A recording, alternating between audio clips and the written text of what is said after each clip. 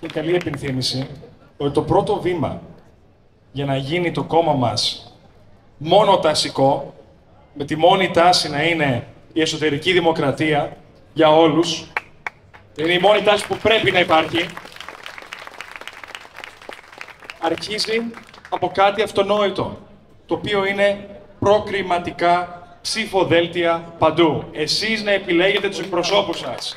Δεν θέλω εγώ να είμαι ο βασιλιάς του Μοντούρου. Εσείς να επιλέγετε ποιος θέλει να σας εκπροσωπεί στην αυτοδιοίκηση, στην Ευρωβουλή και στη Βουλή.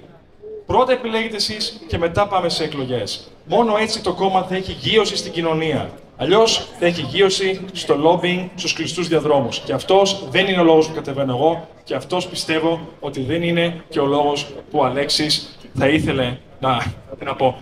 Δεν είναι ο λόγος που το κόμμα θα νικούσε στις προηγούμενες εκλογές. Εντάξει.